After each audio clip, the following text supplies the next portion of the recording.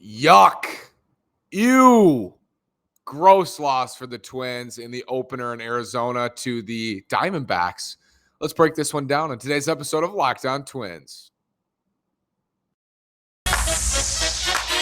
You are Locked On Twins, your daily Minnesota Twins podcast, part of the Locked On Podcast Network, your team every day.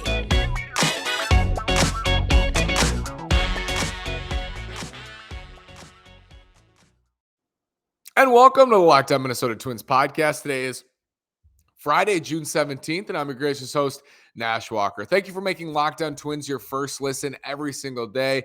We are free and available wherever you get your podcasts. Again, this is Nash Walker. This is my third season hosting daily podcasts on the Minnesota Twins. This is my fourth season writing about the Twins at twinsdaily.com. I wrote a piece recently about Jose Miranda and posted this morning on Twins Daily as a potential trade deadline candidate for the Twins. And I got some comments that were like, he doesn't have very much value, it seems. Defensively, offensively has been up and down. And I was like, well, I still think Jose Miranda is fine defensively. And then I watched him again tonight. And I was like, he does have a lot of work to do defensively. And the Twins tonight in Arizona to open this series, ugly. I mean, this was a weird, ugly, kind of just a nasty loss for the Twins. This is one of those that you just want to get out of your mouth as soon as possible. Bad BABIP luck of the D-backs with a couple of bunts, good bunts, and Devin Smeltzer made some mistakes. I have some takeaways from today's game on Devin Smeltzer. Jorge Polano's gone to the injured list. Alex Kirilloff recalled. We'll talk about that. Byron Buxton had a home run and just destroyed the ball tonight. The Twins with 2 outs and runners in scoring position. And then tomorrow's game is Luke Weaver and Dylan Bundy. Let's start with Smeltzer because I think Smeltz, for how good he's been, he hasn't had to deal with a lot of trouble in his starts. And tonight was a good reminder of it's just as important to get outs. It's important to get outs, period. But it is doubly, triply as important with runners in scoring position or in difficult situations. Can you make pitches in tough spots? And Devin Smeltzer tonight in a tough spot, in multiple tough spots, just didn't make the pitches. And he kind of unraveled. And I think he was understanding and feeling more pressure than he's felt in the last, handful of starts where he's been so good. And the Twins have given him a ton of run support. And in Toronto, he was pulled early, so he never got to that point. Really gave up a couple homers, but never got to that point of implosion. And tonight, he got to the point of implosion. I mean, he unraveled. If a pitcher can unravel, that's what it looks like. He unraveled in this game. He gave up 2 home runs to Jordan Luplow. And I think that's what shows Devin Smeltzer as more of a 6th starter or a 7th spot starter than someone who can remain in the Twins rotation. And I like Devin Smeltzer and I like what he's done. And I think he's a major league pitcher. But tonight is a very good reminder that it's not just about, the good starts. It's what do you do when you get into sticky situations? And Devin Smeltzer didn't handle that well at all tonight. I mean, when you sign a veteran, if you don't get anything else from a veteran, you're hoping that when they get in tough spots, like Joe Smith is a good example. Joe Smith has been in so many tough situations, and that doesn't mean he's any, less likely to give up a hit, but he's less likely to make an unforced error or to make a mistake. He's less likely to do that. And Devin Smeltzer doesn't have a lot of experience in the big leagues, doesn't have the stuff to get guys out in big spots, or when he needs to get a swing and a miss, he doesn't have the stuff to do it. There's going to be a lot of contact. You're going to be susceptible to this bad luck on balls in play because he doesn't have the strikeout stuff. He doesn't have the ability to strike guys out. And it's such an important part and a part of the game that I feel like people have pounded on like, oh, it's not that important to get strikeouts. Like Devin Smeltzer does it in his own way, which is true. But at the end of the day, do I want somebody who can get a swing and a miss or somebody who's going to pitch to contact? I want a swing and a miss because it takes away any variance on that play. There's nothing crazy that can happen on a strikeout.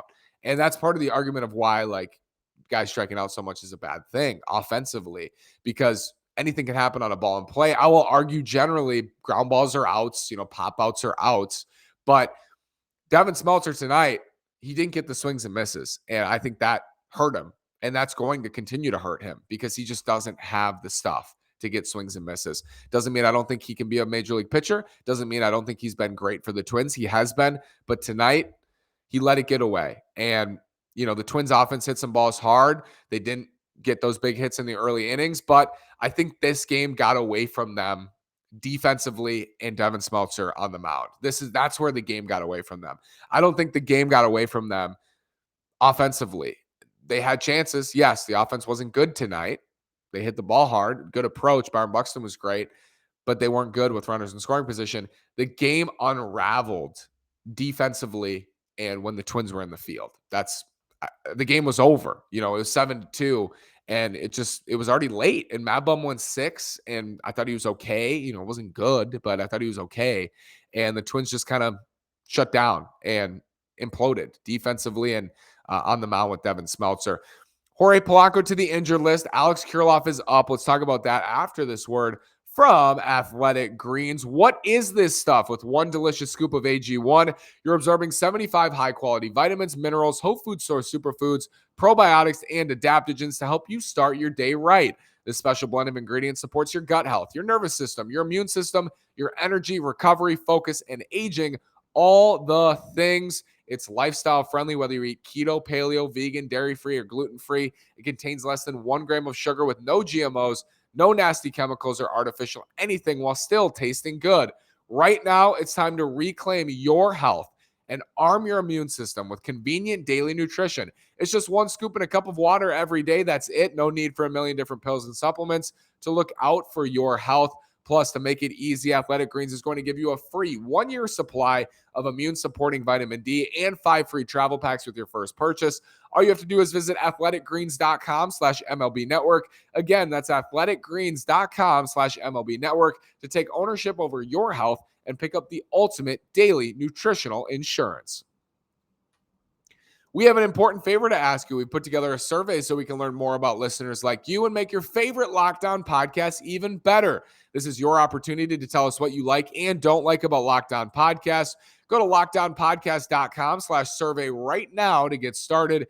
It won't take very long, and everyone that completes the survey can qualify for a chance to win one of 10 $100 Ticketmaster gift cards. To take our audience survey, go to LockedOnPodcast.com/survey. That's LockedOnPodcasts.com/survey.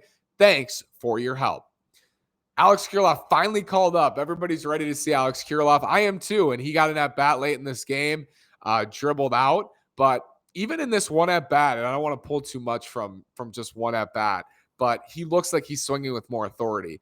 And he said as much. He said, I feel better. My wrist feels better. I'm happy I feel better. And I think Alex Kirilloff is one of those guys where the talent can shine through. And if he's healthy, I think the sky's the limit. I've said that for years, and I don't think right now is any different. I think if he's healthy, he can enter this lineup and be a force. And he was last year before the wrist injury. He had a stretch where he was just incredible for the Twins. It wasn't very long, but he had a stretch where he was incredible, and he was healthy, and he was swinging the bat super well, slid into second base, was out for a while, came back, was not very good in the power department, shut down, had surgery on that wrist. And now this year, again, more wrist trouble, but sent back to AAA, destroyed at AAA. And Alex Kirilloff, a fully healthy Alex Kirilloff, is a power to all fields, high average, high on base, potentially 850, 900 OPS bat. Simple as that from the left side. Big, strong, contact ability, big time pop. He can be great. He's just got to be healthy. He's just got to stay healthy. And that's the biggest thing holding him back right now. Jorge Polano to the injured list with a back problem, back soreness. First time in Polanco's career he's been on the injured list. And he missed the second half of 2018 with the suspension. But this is the first time in Polanco's career he's been on the injured list. And you feel his absence the most in the spot the Twins have struggled in the most offensively, which is 2 outs and runners in scoring position, run scoring spots where you just need a hit, you need a bloop single, you need a hard hit ball, you need a home run. Jorge Polano is so good in those spots. And, a lot of people will say good hitters are good in those spots. Jorge Polano is a good hitter, and he's good in those spots, and he was incredible in those spots last year for the Twins. If Jorge Polano doesn't have the year he had last year, if he has what he's doing right now, which is like I think he's 235 with a 720 OPS or whatever, and now he's on the injured list. If he was doing this last year, I think the Twins would have easily lost 90 plus games, and they lost 89, but they might have lost 93, 94, 95 because he was coming through. He was coming through in big spots. He was winning games for them. He had a period, or I think he walked off 3 games in a row for the Twins. He was winning games for them late. And you miss him. You miss him in those spots. And you miss him when you just need a strong professional at bat from one of the best hitters on the team. Hopefully Polo's back soon. Doesn't sound like it's going to be a very long time, but I don't think it's a bad thing for him to go on the injured list. He wasn't really crushing. And he's done this before where he'll take some time off and then he'll come back and he immediately hits. He's such a professional hitter. He's such a good hitter that I think when he comes back, he's going to be just fine. And hopefully he gets back to who he was, a year ago in the second half, because he was very bad to start that season. And now we're into June. So the sample is getting bigger, but the most important thing is Jorge Polano is right in the second half down the stretch for the Twins. He's a difference maker. They need him healthy. Byron Buxton hit home run number 19 tonight. That ties his career high. He hit 19 in 2021 in 60-something games. I believe he's played, must be in the upwards like a 40s this year so far in 2022. But one more homer and Buxton will reach his career high.